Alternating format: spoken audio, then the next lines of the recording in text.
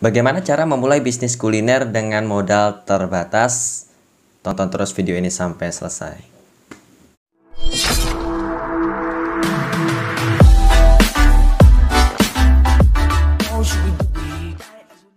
Assalamualaikum warahmatullahi wabarakatuh. Balik lagi bersama saya Devri. Kali ini kita di konten cerita Devri ya, tentang bagaimana cara memulai bisnis kuliner dengan modal seadanya. Saya nggak bicara tanpa modal ya, karena saya jujur saya nggak bisa kalau bisnis tanpa modal. Tapi saya bicara dengan modal seadanya. Oke, jadi kisah ini adalah salah satu kisah juga yang menginspirasi saya ya, sehingga saya benar-benar ingin menguasai teknik SEO. Jadi ketika saya mendengarkan ini, saya langsung menggebu-gebu tuh, saya harus bisa SEO, saya harus bisa SEO, saya harus bisa SEO, seperti itu. Oke, jadi 8 atau 9 tahun lalu saya bertemu dengan salah satu mastah ya. Saat itu dia sudah jago banget SEO-nya ya. Saya belum apa-apa, saya masih belajar. Ya, dia ceritakan bagaimana awal mula kisah bisnis kulinernya bisa berjalan. Ya, bisnis kuliner ini bukan semata-mata dia mulai bisnis kuliner tiba-tiba langsung boom ya, nggak seperti itu. Tapi dia sudah coba di beberapa produk. Dia coba produk A gagal, produk B gagal, produk C gagal, produk D gagal gitu. Ada banyak produk yang dia coba dan gagal. Bukan gagal di optimasinya, tapi gagal di manajemen bisnisnya. Ya, karena bisnis bukan tentang promosi aja, tapi panjang perjalanannya gitu ya. Ada karyawan gitu, ada tim, bagaimana cara mengelola tim, bagaimana cara mengelola keuangan, bagaimana cara produksi dan lain-lain, banyaklah panjang. Ya, jadi bukan hanya ini langsung berhasil, bukan ya, tapi dia sudah coba di beberapa produk, beberapa bisnis dan gagal. Gitu. Oke. Kalau Anda berpikir saat ini ya, ketika mau buka bisnis kuliner, atau saya juga dulu berpikir kalau mau buka bisnis kuliner tentu modalnya cukup besar. Kalau apalagi kita mau buka tempat makan, ya belum sewa tempatnya, belum kita desain ulang tempatnya tadi ya, menggunakan desain interior juga lumayan mahal.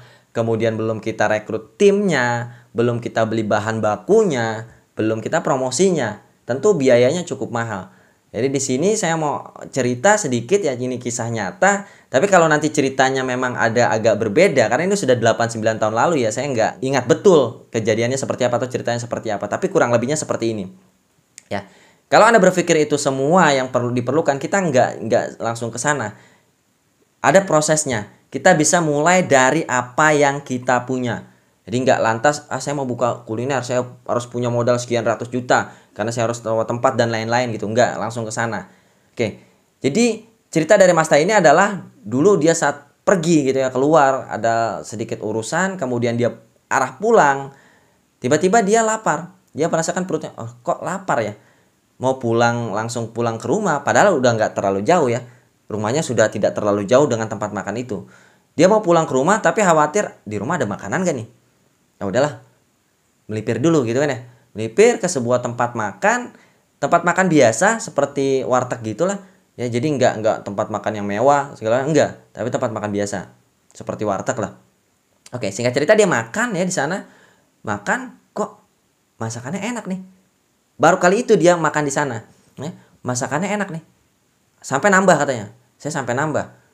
Masakannya enak gitu kan, sampai nambah. Kemudian saat selesai makan, bayarlah. Dia sudah berpikir, ini pasti lumayan mahal nih, enak makanannya. Ketika bayar dia kaget. Cuma segini? Kok murah banget gitu ya? Murah dalam artian murah dibandingkan dengan warung-warung lain, warung makan lainnya ya. Murah dengan warung makan lainnya. Kok cuma segini? Harusnya dengan rasa yang seenak ini gitu, menurut dia ini bisa dihargai jauh lebih mahal. Menurut dia seperti itu. Oke, kemudian tiba-tiba timbullah ide bisnis nih ya, namanya dia sudah mencoba bisnis segala macam gitu ya. Ide bisnisnya selalu muncul. Oke, kayaknya ini kalau diajak kerjasama menarik nih. Tapi apa ya? Nah, kemudian setelah dia bayar tadi dia nggak langsung pulang tuh.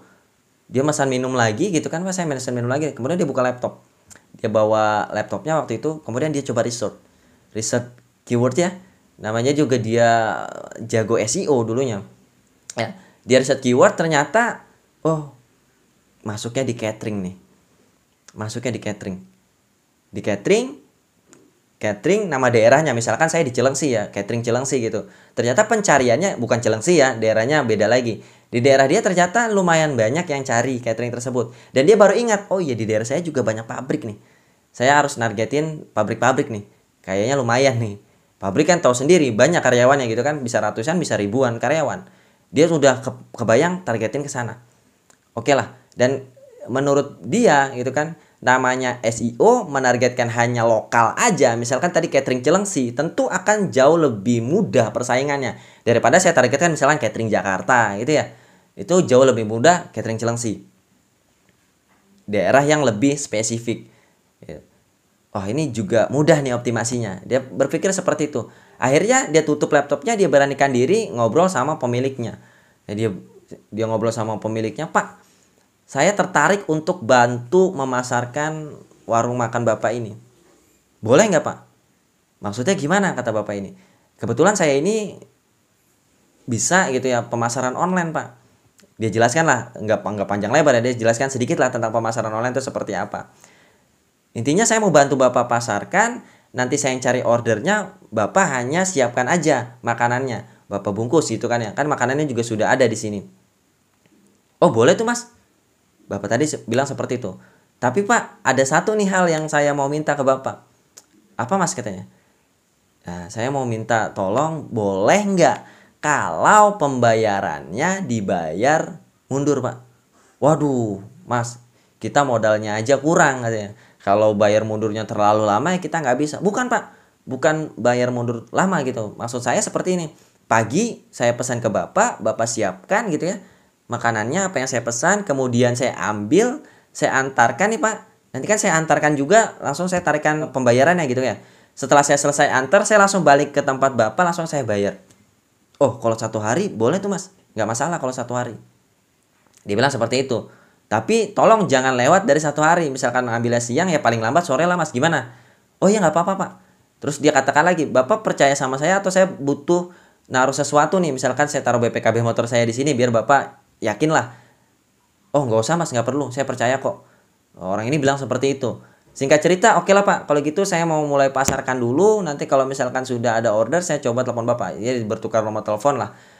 Oke, dia kemudian pulang ke rumahnya ya. Di situ langsung buka laptop, langsung bikin blognya. Waktu itu pakai blog kalau nggak salah ingat ya. Di waktu itu dia awal-awal mulai itu pakai blog, baru ketika ordernya sudah mulai banyak dia buat website. Awal-awal dia pakai blog. Kenapa bisa pakai blog? Kenapa saya sering katakan jangan pakai blog? Karena kepercayaannya jadi kurang. Nah, di sini dia bisa pakai blog karena apa? Pembayarannya kan belakangan. Nggak bayar dulu baru makanan dikirim, enggak. Tapi dia kirim dulu COD lah ya. Itu masih aman pakai blog kalau COD. Orang masih percaya lah. Kalau misalkan bayar duluan baru diantar pakai blog, orang sudah banyak nggak yakin. Nah, ya sistemnya seperti itu. Oke, dia buat blognya di awal-awal itu. Kemudian juga mulai optimasi ya buat konten-kontennya yang menargetkan tadi lokal. Misalnya ini contoh bukan Cilengsi dia. Misalkan catering Cilengsi, dia targetkan seperti itu. Catering harian Cilengsi. Seperti itulah dia targetkan. Dan dia berfokus pada pembayaran COD. Nggak mau bayar mundur karena juga belum punya modal dan itu sangat beresiko. Dia mau yang bayar harian aja. Jadi dia nggak dapet tuh yang namanya misalkan perusahaannya yang ngambil, enggak, dia nggak mau. Tapi dia hanya incer karyawannya aja lah. Kalau dapat karyawannya kan langsung dibayar tuh. Nah, karena dia ingat tadi ya, ini banyak pabrik dan kalau biasanya kita langsung ke pabriknya, ke perusahaannya itu bayarannya mundur. Setahu saya, bayarannya pasti mintanya mundur. Misalkan bayarnya per bulan atau segala macamnya. Itu dia nggak mau karena terlalu beresiko dan di saat itu dia belum punya modal. Oke, kemudian dia optimasi, dia bangun website, dia bangun blognya tadi ya. Sampai blognya berhasil naik ke halaman 1 Google. Dia bilang waktunya kurang dari 1 bulan. Kok bisa kurang dari 1 bulan? Ya 8-9 tahun lalu SEO nggak sesulit sekarang, satu ya. Kemudian yang kedua adalah dia menargetkan lokasi lokal ya. Misalkan Cilengsi hanya Cilengsi aja. Tentu menargetkan Cilengsi jauh lebih mudah ketimbang saya menargetkan Bogor. Ketimbang saya menargetkan Jakarta gitu ya. Catering Jakarta akan lebih sulit daripada catering Cilengsi. Dia menargetkan hanya itu aja, catering Cilengsi, catering apa gitu ya, per wilayah. Mulailah dapat order tuh, nggak sampai 1 bulan, mulai dapat order, kemudian dia mulai tuh hubungi si bapak tadi ya, pemilik wartegnya, ya. Jadi tiap pagi tuh dia dapat order ya, pertama kali dapat order langsung ke sana tuh, saking semangatnya dia nggak by phone, dia datang, "Pak, saya dapat order ini dibungkusin ya." Itu nggak seberapa ordernya, mulai dari ya 1-2 lah. Kemudian diantar gitu kan, diantar ke tempat pabriknya, ambil pembayarannya, balik lagi bayar ke pemilik warungnya. Gitu aja terus yang dilakukan. Lama-lama banyak tuh Karena satu ya, itu masakannya enak. Yang tadinya sudah ngambil di dia, repeat lagi. Repeat ordernya tinggi banget dia bilang. Dia saya bisa berhasil karena repeat ordernya tinggi banget mas. Satu untuk kuliner ya, masakannya itu harus enak duluan. Jangan sekali-sekali ketika masakannya nggak enak, ya Anda sudah mulai pasarkan. Jangan. Karena orang sekali kecewa, udah nggak mau lagi order. Adapun dia bilang sekarang nih udah waktu terakhir saya ketemu itu udah mulai punya tukang masak sendiri. Kalau tukang masaknya libur, kalau tukang masaknya sakit gitu, dia milih nggak buka daripada dia ganti rasanya beda. Ya kecuali nanti berkembang lagi tukang masaknya kan jadi banyak gitu ya. Tapi kalau tukang masaknya masih satu, dia bilang tukang masaknya satu mas, tukang masaknya sakit saya nggak jualan. Karena khawatir rasanya beda dan sekali rasanya beda, tadinya udah enak-enak nih repeatnya tinggi. Terus sekali aja ngerasain beda, orang nggak mau lagi, orang langsung mundur, nggak mau lagi, udah nggak enak nih rasanya. Padahal itu cuma sekali itu aja nggak enak. Itu jadi yang pertama adalah dia bilang kualitas makannya dulu nih kalau misalkan mau kuliner. Karena makanannya enak tadi ya balik lagi repeat ordernya tinggi. Jadi dia pinter nih. Udah dapat ya dari SEO tadi kan ya, dari blog yang dioptimasi sampai halaman 1 Google, kemudian tadi ada karyawan-karyawan pabrik yang search gitu kan malas keluar, dia search catering Cilengsi misalkan. Kemudian ada nih catering Cilengsi. Dia klik gitu kan, dia order. Masakannya enak, akhirnya balik lagi. Ya, dia save tuh nomornya. Dia save nomornya, kemudian sambil dia dapat lagi terus kan ya order-order yang dari SEO-nya tadi terus dia dapat. Nah, kemudian dia dapat ide lagi adalah menawarkan yang tadinya sudah membeli rutin ke beliau ya. Yang tadinya udah order rutin, ini kayaknya hampir tiap hari atau seminggu berapa kali nih order rutin. Dia tawarkan tuh, diajak ketemuan, dia tawarkan. Mas atau Mbak, mau nggak kerja sama dengan saya? Dia bilang. Kerja sama gimana mas? Gini mas, ini kan pabrik ya, karyawannya banyak dong. Ada berapa karyawannya? Ada yang ratusan, ada yang ribuan bahkan ya. Ada sekian ratus, ada sekian ribu misalkan. Oke, saya mau ngajak kerja sama gini. Mbak atau Mas nawarkan nih ke teman-temannya. Siapa yang mau beli catering ke saya? Nanti dari satu ordernya Mbak dapat sekian persen dia bilang. Ini persenan. Mbak dapat sekian persen. Karena di awal dia sudah belajar ya, dia sudah tahu bahwa ini keuntungannya harus besar gitu kan, karena dia juga sebenarnya sudah pernah ada pemikiran seperti itu. Kayaknya kalau misalkan sistemnya seperti itu lebih banyak. Jadi dia udah spare duluan di awal harganya. Spare untuk kalau dia memang mau menawarkan ya untuk kerjasama tadi. Ya. Mbak dapat sekian. Bayangkan misalkan taruhlah 2000, kita anggap aja 2000 lah ya. Saya lupa waktu itu jumlahnya berapa. Misalkan 2000 satu kali orang pesan atau 1000 lah. Di sini ada 100. Kalau 100 orang yang pesan ya karena ada ribuan kan ya. Berarti Mbak dapat 100.000 atau Mas dapat 100.000. 1000 kali 100 atau 50 orang lah, Mbak dapat 50.000 sehari. Lumayan kan buat tambahan. Ya, 100.000 kali 28 hari atau 30 hari berarti kan berapa tuh? 3 juta gitu kan. Tambahan lumayan, atau 50.000 kali 30 hari atau kali 24 hari. 2.400.000 kalau kali 100.000, kalau kali 50.000 1.200.000. Tambahan lumayan kan, Mbak. Mbak tinggal koordinir aja siapa pesan apa gitu kan ya. Kemudian tarikan uangnya, nanti saya yang datang, saya yang antarkan makanannya, terus kita bayar di sana gitu kan. Mbak tinggal bagiin atau Mas tinggal bagiin. Ya ada yang mau, ada yang enggak. Tentu kalau kita menawarkan ada yang mau, ada yang enggak. Ada beberapa yang tertarik dan itu dilakukan terus tuh. Ya sampai banyak ya marketing dia atau marketer dia jadi banyak tuh. Dia naruh orang di dalam pabrikan-pabrikannya itu cukup banyak. Ya, dia naruh orang di pabrikan-pabrikannya itu cukup banyak. Jadi satu pabrik satu orang aja dia bilang. Ada pabrik lain lagi satu orang lagi ditawarkan. Ada pabrik lain lagi satu orang lain. Dan nggak lantas mudah ya. Kalau dilihat kok mudah banget mas. Bullshit ini, bohong nih katanya. Nggak. Ada beberapa yang menolak. Ya, kalau ada satu pabrik yang menolak dia cari lagi. Karena kan karyawan pabrik di situ nggak hanya satu orang aja, ada banyak. Yang ini nolak ya ditawarkan yang lain. Yang ini nolak ditawarkan lagi. Sampai ada yang mau. Gitu. Jadi lama-lama ordernya banyak, lama-lama membesar lah usahanya ini ya. Karena tadi dari repeat order dapat banyak, makanannya enak. Satu, makanannya enak, itu syarat utama lah. Sehingga repeat ordernya tinggi. Kemudian yang kedua dari Google, karena websitenya sudah masuk ke halaman 1 Google, itu juga dapat terus. Ya, pelanggan baru dapat terus, pelanggan lama order terus gitu kan. Sehingga lama-lama banyak sampai di titik si warung makan ini udah nggak bisa supply lagi. Diajakin kerja sama akhirnya warung ini, tapi warungnya nggak mau. Kata dia sih warungnya nggak mau, akhirnya dia mau nggak mau dia bangun sendiri tuh. Dia rekrut tukang masaknya, ya dia rekrut timnya gitu kan ya sampai membesar lah. Dari tadi dana yang nggak mungkin bisa dibilang modal internet sama listrik doang, sama cuap-cuap gitu ya, sama negosiasi lah, internet, listrik, dan negosiasi. Karena di awal memang benar-benar nggak pakai modal, sama bensin lah buat nganternya gitu ya. Di awal-awal masakan bahan dia nggak modal di sana, karena kan udah punya pemilik warungnya yang modalin di sana. Kemudian dia juga nggak bayar duluan, dia ambil saja makanannya, kemudian dia antar, dia tarikin pembayarannya, baru dia setorkan. Jadi modalnya internet ya, kemudian listrik gitu kan, kemudian ya bensin lah taruh, kemudian lagi negosiasi, jago negosiasi. Ya singkat cerita akhirnya dia tadi punya sendiri, dan dia banyak tuh pabrik-pabrik yang ngambil di dia.